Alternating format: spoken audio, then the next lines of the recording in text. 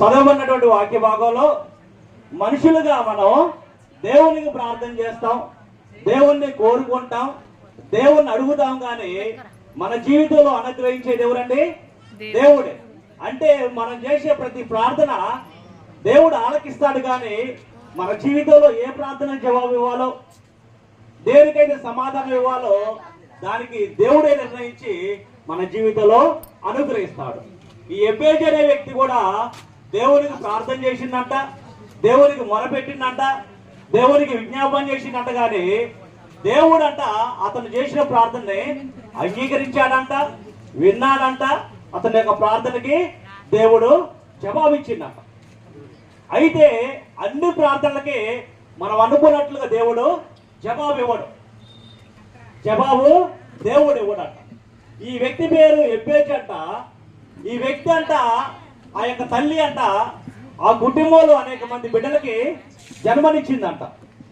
జన్మనిచ్చినప్పుడు అనేక మంది సహోదరులకి జన్మనిచ్చింది. కానీ ఈ ఎబ్బేజు అనే వ్యక్తిని జన్మనిచ్చేటప్పుడంట చాలా దుఃఖంతో, వేదనతో, నొప్పులతో ఆ యొక్క బిడ్డకి జన్మనివ్వడం జరిగిందంట.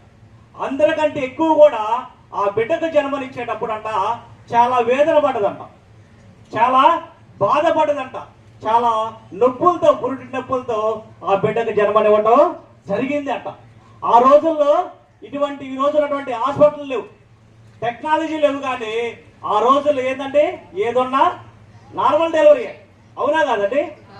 ఏదున్నా కూడా నార్మల్ డెలివరీ. అయితేనంట బైబిల్లో ఒక మాట ఉంటుంది, కీర్తన గ్రంథం 139 అధ్యాయాలు ఒక మాట ఉంటుంది. దేవునంటే తీయతులే. కానీ దేవుడంట ఒక వ్యక్తినంట తల్లి గర్భములో పిండముగా రూపింపబడక మునిపోయినంట ఆ వ్యక్తి యొక్క కన్నులంట దేవుడు చూస్తాడంట. పిండముగా అంటే రక్తపు ముద్ద అంట. ఏంటంటే పిండం అంటే రక్తం ముద్ద.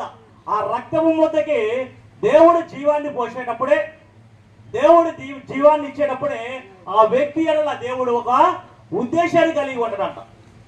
మా తమ్ముడు కూడా ప్రార్థన చేసిండు. ఎందుకంటే మొదటిగా ఎవరు పుట్టిరు? ఆడపిల్ల పుట్టింది. మరలా రెండోసారి గర్భం వచ్చినప్పుడు దేవునికి ప్రార్థన చేసిండు, ప్రభు ఈసారన్నా మగపిల్లగాడు ప్రభు అని మా తమ్ముడు చేసిండు, నేను చేశావు, అయ్యగారు కూడా చేసి ఉండొచ్చు, బహుశా సంఘం వాళ్ళు కూడా అందరూ చేసి ఉండొచ్చు. అవునా కదండి? అందరూ ప్రార్థన చేసి ఉండొచ్చు. కానీ మనం ఏదైతే అనుకున్నామో, ఏదైతే ఆశిస్తున్నామో అది మన జీవితంలో పొందుకోలేనంత మాత్రాన దేవుడు అన్యాయస్తుడు కాడు. దేవుడికి ఒక ఉద్దేశం ఉంటుంది, దేవునికి ఒక ఆలోచన ఉంటుంది, దేవునికి ఒక ప్రణాళిక ఉంటుంది. అలానే ఈ బిడ్డ కూడా దేవుని యొక్క ఉద్దేశాలు తన యొక్క బిడ్డ యొక్క జీవితంలో నెరవేరాలి, నెరవేర్చబడాలని మనందరం కూడా ప్రార్థన చేయాలి. అదేవిధంగా దేవుడికి ఈ వ్యక్తి ప్రార్థన చేసిండు.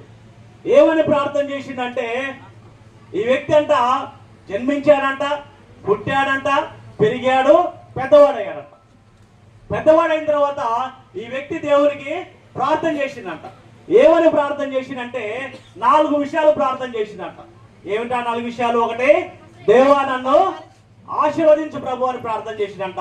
రెండోది, నా పనిని దీవించు, అంటే నా యొక్క కష్టార్జితాన్ని, నా సరిహద్దుల్ని విశాలపరచని ప్రార్థన చేసిండు. మూడోది, నీ చెయ్యి నాకు తోడుగా ఉంచు ప్రభు అని ప్రార్థన చేసిండు. నాలుగోదిగా, కీడుల నుండి, అపాయాల నుండి నన్ను, నా కుటుంబాన్ని కాపాడు అని ప్రార్థన చేసిందంట. మరి ఈ ప్రార్థన సరైన ప్రార్థన కాదండి? ప్రభువా నన్ను ఆశీర్వదించు. ఎవరు ప్రార్థన చేసిండు? ప్రభువా నన్ను ఆశీర్వదించు ప్రభు అని దేవునికి ప్రార్థన చేసిండు. దేవుడు అబ్రాహాముకు చెప్పిండు, ఏమని సెలవిచ్చిందంటే, నేను నిన్ను ఆశీర్వదిస్తాను, నీ ద్వారా అనేకులకి నువ్వు ఆశీర్వాదకరంగా నువ్వు ఉంటావని దేవుడు అబ్రాహాముకి వాగ్దానం చేశాడు. దేవుని యొక్క ఆశీర్వాదం ఎలా ఉంటదంటే, వారిలో ఒంటరి అయిన వాడు 1000 మంది ఎగును, ఎన్నిక లేని వాడంట బలమైన జనం అవుతారంట. వారిలో ఒంటరి వాడు 1000 మంది అవుతారు. బహుశా మా కుటుంబాలు కూడా, అనుపమ కుటుంబాలు కూడా ఈ గ్రామంలో మొదటగా ఒకటే కుటుంబం వచ్చిందంట. ఎవరంటే ఎంతమంది వచ్చిరండి? ఎంతమంది వచ్చారు? ఒకటే మా తాతలు వచ్చిరంట. ఈరోజు కొన్ని కుటుంబాలుగా మా కుటుంబాలు కలిగి ఉన్నాయి, కుటుంబాలు కలిగి ఉన్నాయి. అబ్రహాము కూడా ఒక్కడే వంటలు వాడే కాదు, దేవుణ్ణి పట్టుకున్నాడు, దేవుణ్ణి నమ్ముకున్నాడు, దేవుని వైపు చూశాడు. కాబట్టి అతని యొక్క సంతానాన్ని దేవుడు ఆకాశ నక్షత్రంలోనే దీవించాడంట. మేము కూడా మా యొక్క కుటుంబాల్లో మా పెదనాళ్ళు కానీ అందరూ ఏమంటారంటే మనం దేవునికి నమ్మకంగా జీవించాలి. దేవుణ్ణి పట్టుకుంటే ఎటువంటి సమస్యలు వచ్చినా, ఎటువంటి పోరాటాలు వచ్చినా, ఎటువంటి ఇబ్బందులు వచ్చినా మన జీవితంలో దేవుడు చూసుకుంటానని దేవుని గురించి మాటలు చెప్పడం జరిగింది. అలా జరగటాన్ని బట్టి, దేవుణ్ణి కలిగి ఉంటాన్ని బట్టి మా యొక్క కుటుంబాల్లో దేవుడు ఉంటున్నాడు. మేము ఏ పని చేసినా, ఏ ప్రయత్నం చేసినా మొదటిగా దేవుణ్ణి ఆశ్రయిస్తాం. దేవుడు ఆశీర్వదించడం అంటే లక్షలు లక్షలు సంపాదించడం కాదు, కానీ దేవుని యొక్క ఆశీర్వాదం నువ్వేదైతే సంపాదిస్తున్నావో, దేని ద్వారా అయితే నువ్వు సంపాదిస్తున్నావో ఆ సంపాదన నీ కుటుంబానికి ఆశీర్వాదకరంగా ఉండాలి. ఏదైతే నువ్వు పొందుకుంటున్నావో ఆ యొక్క పొందుకున్నటువంటి డబ్బులు కానీ దానిని మొదటిగా నీ కుటుంబానికి నువ్వు ఆశీర్వాదకరంగా ఉండాలి. అదేవిధంగా గ్రామానికి ఆ వ్యక్తి ఆశీర్వాదకరంగా ఉండాలి. అదేవిధంగా తన యొక్క సంఘానికి ఆశీర్వాదకరంగా ఉండాలని దేవుడు సెలవిస్తాడు. దేవుని యొక్క ఆశీర్వాదం అంటే అది మనం సంపాదించే సంపాదన ద్వారా మొదటిగా కుటుంబానికి ఆశీర్వాదంగా ఉండాలి, రెండోదిగా ఆ యొక్క గ్రామానికి ఆశీర్వాదకరంగా ఉండాలి, మూడోదిగా ఆ యొక్క మందిరానికి ఆశీర్వాదకరంగా ఉండాలని దేవునికి అతను ప్రార్థన చేసిండు. ఏమని ప్రార్థన చేసిండంటే ప్రభువా నన్ను ఆశీర్వదించు ప్రభు అని ప్రార్థన చేసిండంట మొదటిగా. రెండోది ఏమని ప్రార్థన చేసిండు? ప్రభువా నా యొక్క కష్టార్జితాన్ని దీవించు. ఏమని ప్రార్థన చేసిండంటే నా యొక్క కష్టార్జితాన్ని దీవించు.